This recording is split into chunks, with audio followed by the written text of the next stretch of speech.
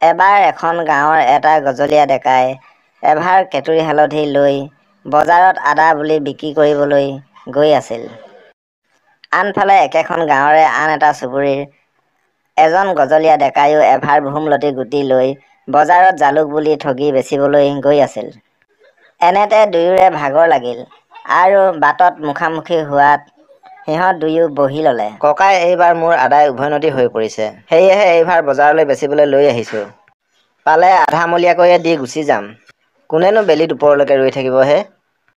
মোৰো এইবাৰ জালুকে উভৈনদী হৈ পৰিছে, সেয়েহে মই এইবাৰ লৈ আহিছোঁ। ময়ো পালে আধামলীয়াকৈ দি গুচি যাম বুলি ভাবিছোঁ। বেলি দুপৰলৈকে ৰৈ থাকিবৰ মোৰো ইচ্ছা নাই। মোৰ ঘৰতো জালুক নাই, দামে দৰে মিলিলে ময়ো হেৰ চৰেক নিম বুলি ভাবিছোঁ। হয় নেকি? মোৰ ঘৰতো আদা নাই।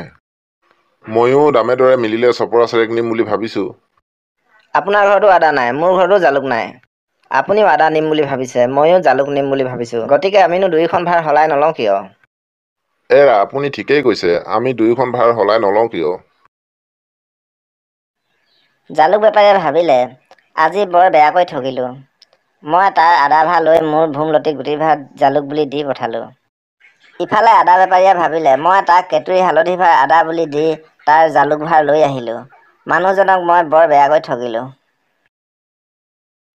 কিন্তু দুয়ো ঘৰ পাই ভালদৰে চাই দেখে যে দুয়োকে ঠগিলে, দুয়োৰে সমানে হ'ল। হাই, মোক বৰ বেয়াকৈ ঠগিলে। জালুক বুলি মোক ভোমলতি গুটি দি পঠালে। হাই, মানুহটোৱে মোক বৰ বেয়াকৈ ঠগিলে। আদা বুলি মোক কেতুৰী হালধি এভাৰ দি পঠালে।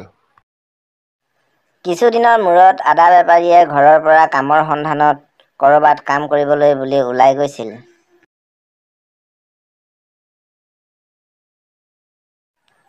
আনফালে জালুক বেপাৰীয়েও কামৰ সন্ধানত ঘৰৰ পৰা কাম বিচাৰি বাহিৰলৈ ওলাই গৈছিল। এনেতে ৰাস্তাত সিহঁতৰ দুয়োৰে মুখামুখি হ'ল।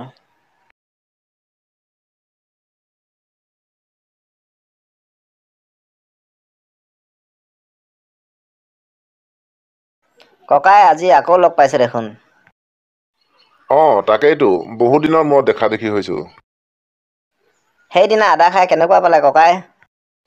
আপুনি জালুকখিনি খাই যেনেকুৱা পালে ময়ো তেনেকুৱাই পালোঁ। আহক, আমি দুয়োজনে সখি পাতোঁ। ঠিক আছে, ভালেই কথা তেনেহ'লে। ঠিক আছে সখী, কোৱাচোন কলৈ যাব ওলাইছা? মই কামৰ সন্ধানত ঘৰৰ পৰা ওলাই আহিলোঁ। হয় নেকি সখী? ময়ো কামকে বিচাৰিছোঁ। ক'ৰবাত ভালদৰে পালে কৰিম আৰু।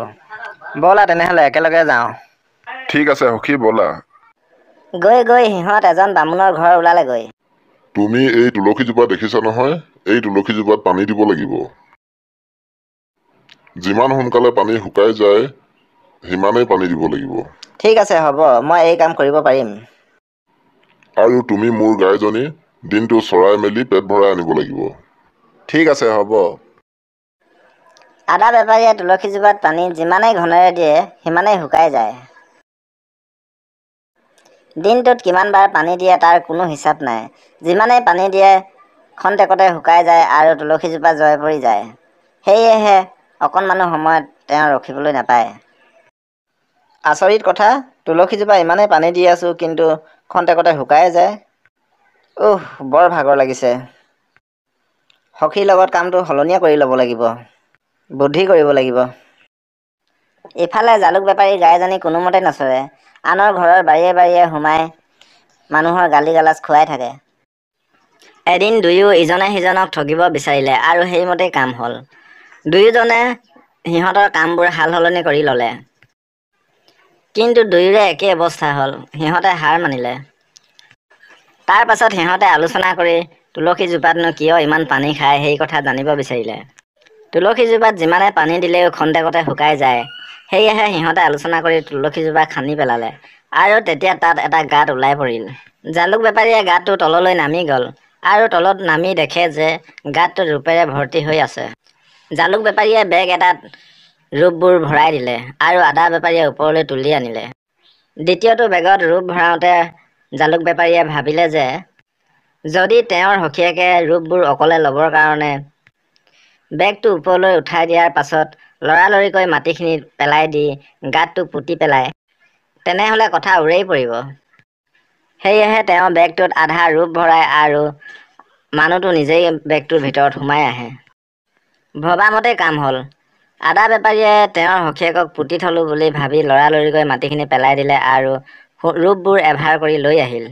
ইফালে আদা বেপাৰীৰ বহুত ভাগৰ লাগিল, সেয়েহে তেওঁ এজোপা গছৰ তলত ভাৰখন ৰখাই পানী খাবলৈ বুলি গৈছিল আৰু তেতিয়াই বেগৰ পৰা জালুকৰ বেপাৰীজনে ওলাই ভাৰখন লৈ আহিল।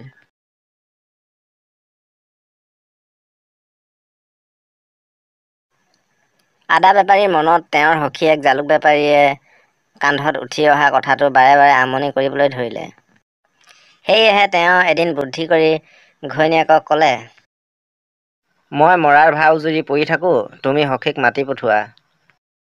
সখীয়ে আহিলে কবা, মোৰ এটাই অন্তিম ইচ্ছা যে সখীয়ে মোক কান্ধত তুলি পুতিবলৈ অকলে লৈ যায়। ঠিক আছে, হ'ব বাৰু। সখীয়েক আহি উপস্থিত হ'ল। এইটো এটা ফাঁকি বুলি জানিব পাৰি মিছামিছিকৈয়ে কান্দি দেখুৱাই ঘৰৰ বাৰীৰ পিছফালে গৈ ঘৰত যি যি লাগতিয়াল গছ আছিল, এইবোৰনো কেলে লাগিছে, সখীয়ে আমাৰ মাজৰ পৰা গুচি গ'ল বুলি কাটি পেলালে।